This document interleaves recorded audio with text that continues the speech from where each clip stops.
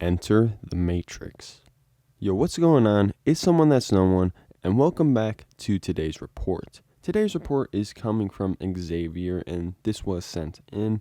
The drug used was DXM at a dose of 300 milligrams. The route of administration was through the Robicoff syrup. Gender, male. Weight, 120 pounds. Age, 20. Prior experience, acid, weed, and shrooms. And the setting was in his room. So this is a good look of a solid second plateau report and just some of the effects even that can happen on that and some of the dissociation users can experience. This is a good look also on how a first-time user's experience is, and also a good look of how DXM and video games are together. So I know you guys are going to like this one, and without further ado, let's dive right into it. Here's the story of my first serious DXM trip. At the time, I was 20 years old, 120 pounds. I was experienced with acid, weed, and shrooms, and was very interested in finding new ways to explore the doors of perception. In my research, I stumbled upon the dissociatives and was immediately interested. DXM seemed to be the easiest dissociative to obtain and try by far, so I ordered some Robicoff. I set aside a Saturday to lock myself in my room with some ginger ale, a trash bag, some snacks, and trip out. I took 300 milligrams of DXM on an empty stomach for my first dose to make sure that it was serious. This was a dumb move, and I'm lucky I didn't have an enzyme deficiency or things would have turned out differently.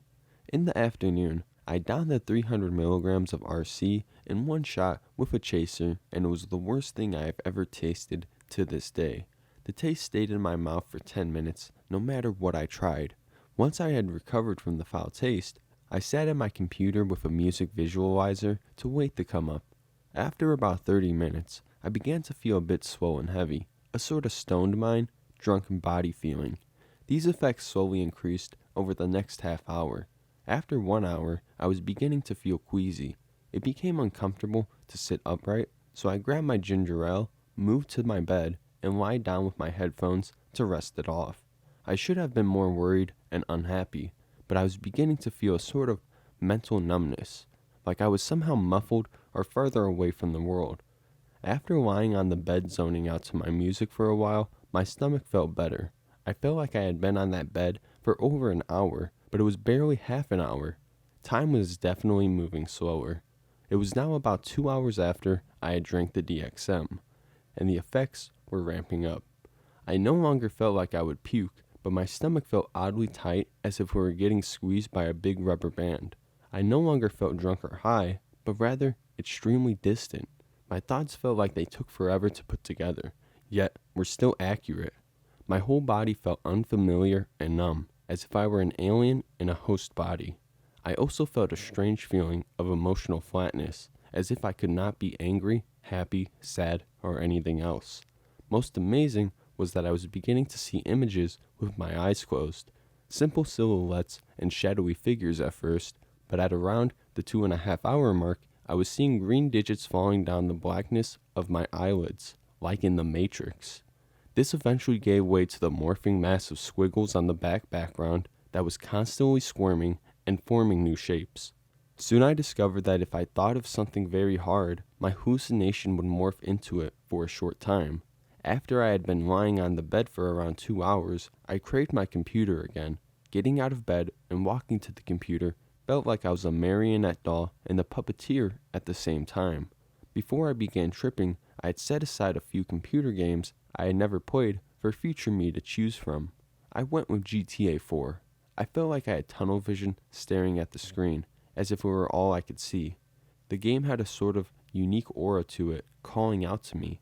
As the title screen appeared and I heard that beautiful theme music, all of my attention was sucked into the adventure. Once I gained control of the character, I left the real world.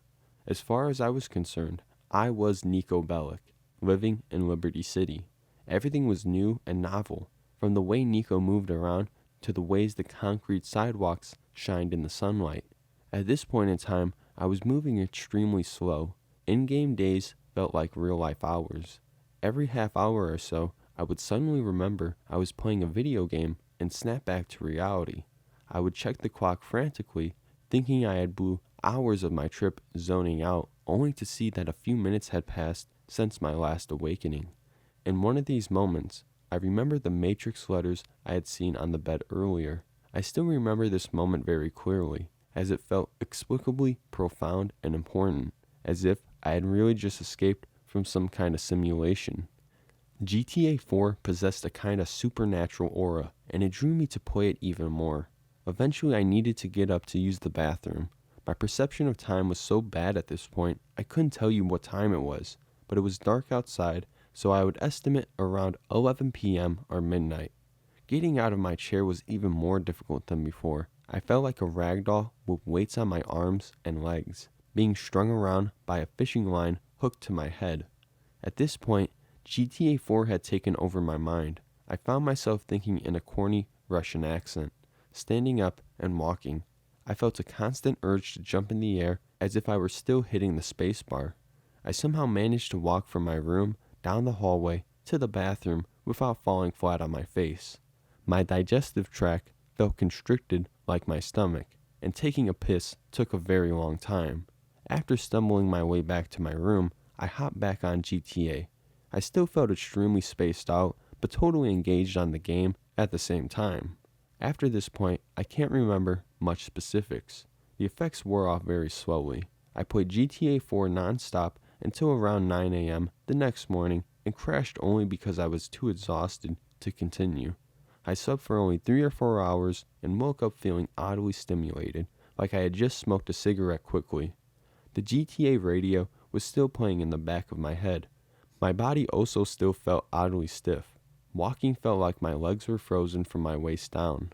This buzz persisted through the rest of the day, and almost felt like a whole new, completely different high. It was a very strange experience, but very enjoyable, and sparked my love affair with DXM.